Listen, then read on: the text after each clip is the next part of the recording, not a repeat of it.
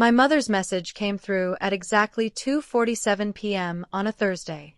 Michael is showing your lake house to buyers today. Final walkthrough before the auction. He's handling it very maturely. You should come say goodbye. I was seated in a glass-walled conference room at Apex Digital's headquarters in downtown San Francisco, 37 floors above Market Street. My phone lay face up on the table as attorneys from 3 separate firms dissected merger paperwork, the agreement that would sell my software company for $5.4 million after 8 relentless years of 16-hour days and living off maxed-out credit cards. I picked up my phone and typed, "What auction?" The typing bubbles blinked in and out. "The foreclosure sale. You're 3 months behind on the mortgage. Michael found a buyer willing to pay $750,000. We'll divide it 40/30/30 between you, Michael, and your father and me. It's better than losing everything." My grip tightened around the phone. Around me, the lawyers continued calmly discussing escrow schedules and equity conversions. I rose and walked to the window, staring out over the bay. The lake house. 2 acres on Tahoe's North Shore. 4 bedrooms. Walls of glass facing the water. A private dock. I'd bought it 4 years earlier for $680,000, a foreclosure opportunity I'd personally uncovered, using profits from my company's funding rounds. My parents had been livid. That money should go back into the business, my father had snapped, calling the purchase frivolous. Michael had been harsher. Must be nice to waste money while the rest of us are still trying to get somewhere. He was 39, 6 years older than me. A mid-tier project manager at a construction firm. Still living in our parents' basement in Portland. Still waiting for his big break. I bought the house anyway. I only managed to use it about a dozen weekends a year, escaping the startup grind when I could, but it was mine. The only solid, physical thing in a life built on code and venture capital optimism. Except apparently, now it wasn't. I opened my mortgage app. Balance, $520,000. Payment history, paid. No delinquencies. No foreclosure filings. I called the lender. After 3 transfers, someone finally accessed my account. "Miss Harrison, your loan is current. There's no foreclosure in progress. Has someone contacted you claiming authority over the property?" Keyboard tapping. "We received a call 2 weeks ago from a Michael Harrison identifying himself as your brother and financial power of attorney. He requested payoff details for a potential sale.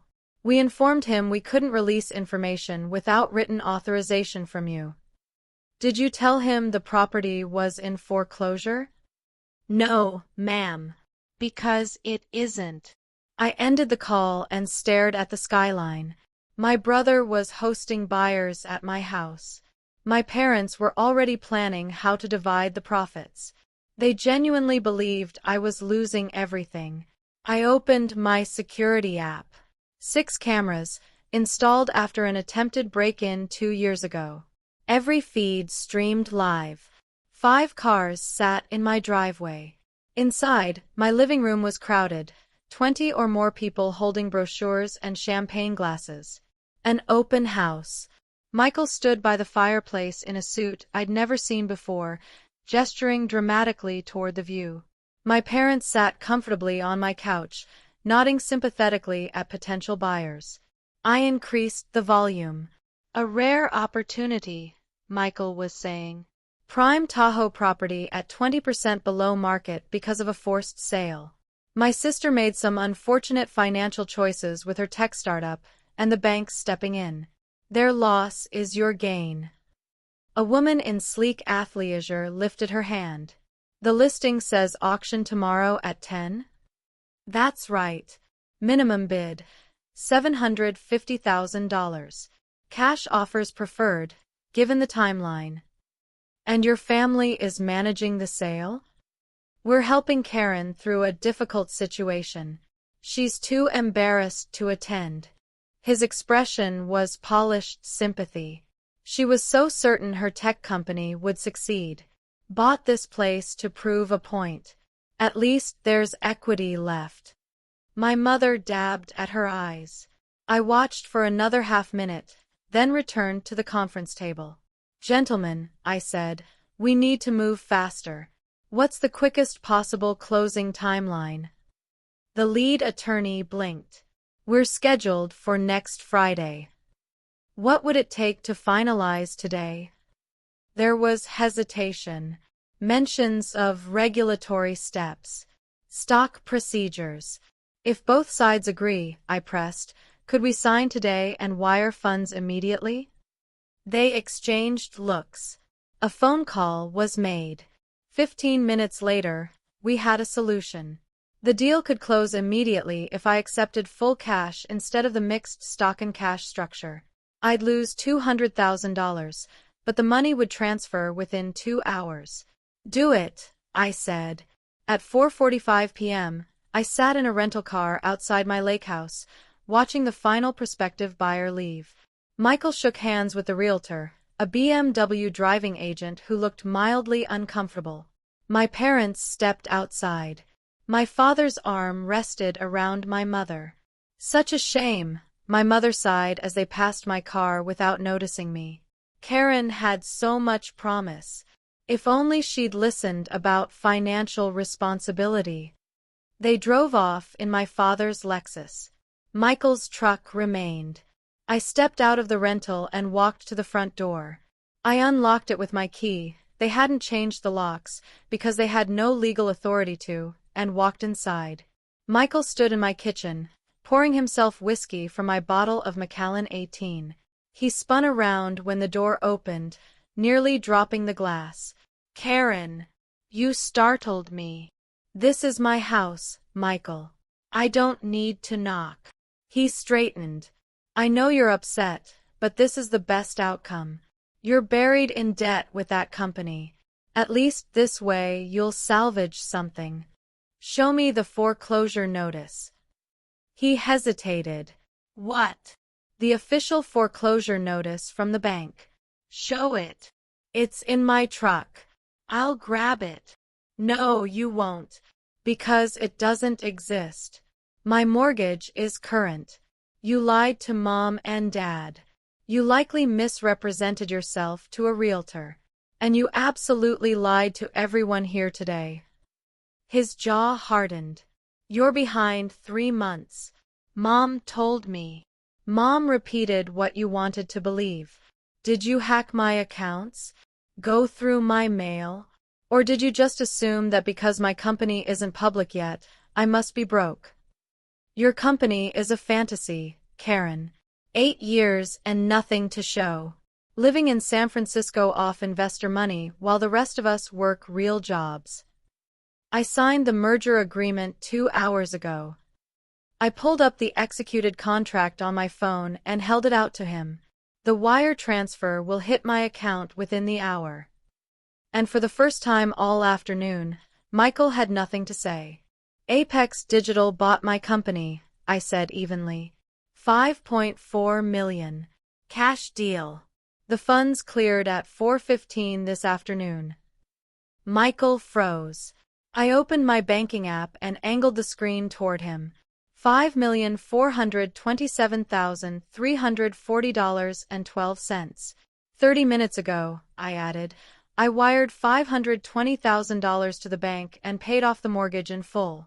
The house is completely mine now. No lien. No foreclosure. Which means the auction you've been promoting. Fiction. The sale you've been arranging. Illegal. And every person you paraded through here today believes you had authority you absolutely do not. I was trying to help you. No. You were waiting for me to fail. You've been hoping for it. 4 years of waiting for the crash so you could feel better about being 39 and still sleeping in Mom and Dad's basement. You couldn't stand that your younger sister owned this place. That's not fair. Then why invent a foreclosure? Why not call me and ask how things were going? Why not actually offer support instead of planning to profit from what you assumed was my downfall? His face flushed. You have no idea what it's like. Constant comparisons. Karen's startup. Karen's innovation.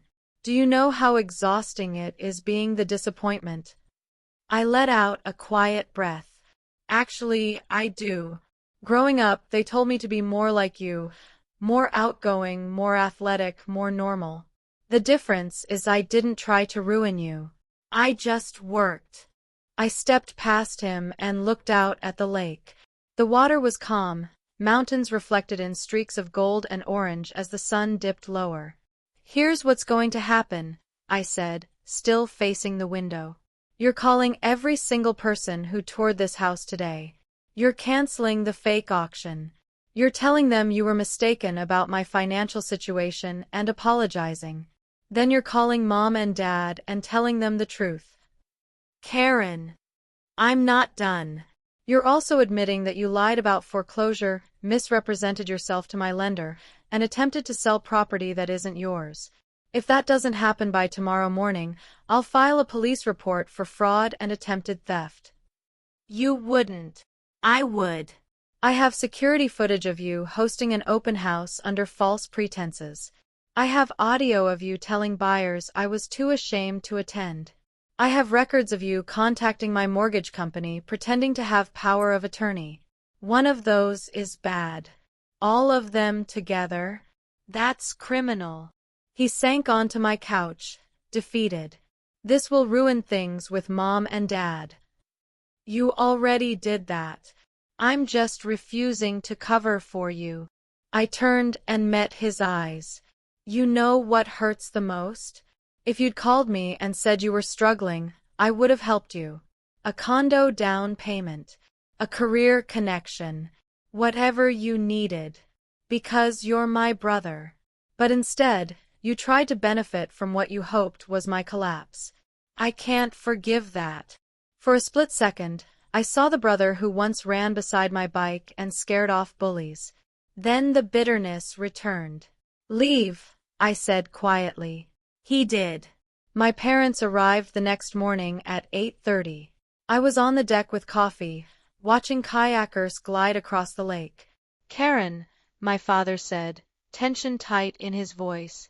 Michael says you're threatening legal action over a misunderstanding. A misunderstanding? I repeated. He thought you were in financial trouble. He was trying to help. He lied about my mortgage. He impersonated someone with authority over my property. He brought strangers into my home without permission. Which part sounds like confusion? My mother finally spoke. We were worried. The company didn't seem profitable. You never shared details. So you assumed failure. Instead of calling me, you planned how to divide the proceeds from my supposed foreclosure. My father shifted uncomfortably. That's not how it was. Michael texted Mom about splitting the sale 40/30/30. I have the messages. You'd already allocated my equity before confirming whether I was actually in trouble. Silence settled between us. A boat drifted past on the water, laughter echoing faintly. My company sold yesterday, I said. For $5.4 million. The house is paid off. There was never a foreclosure. Michael lied, and you believed him because it matched what you already thought about me. My mother sat down slowly. $5 million. Yes.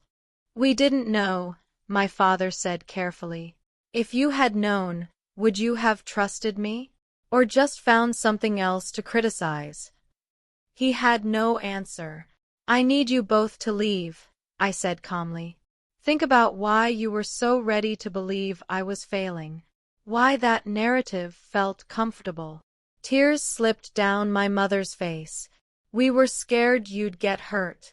No, I said gently. You wanted me to need you. To prove your warnings about risk were right. I stood. But I didn't fail. I built something valuable. And instead of celebrating that, you tried to sell my house. I paused at the doorway. I'm not filing charges against Michael. But I need distance. I can't be around people who treat my success like a threat. They left without arguing. 6 months later, the house is exactly what it was meant to be. Mine. Paid in full. A place to breathe between building the next company, because yes, there's a next one. Bigger. Riskier. More ambitious. Michael sent one apology email. I never replied. My parents mail holiday cards. I leave them unopened. Maybe one day I'll revisit those relationships. Maybe I won't. What I do know is this. Success doesn't require an audience. It doesn't need approval from people who were waiting for you to fall. It only demands that you keep building, keep risking, keep working. And when the deal closes, the wire clears, and your balance hits zero. The only pride that matters is your own. Everything else is just background noise beyond very expensive glass.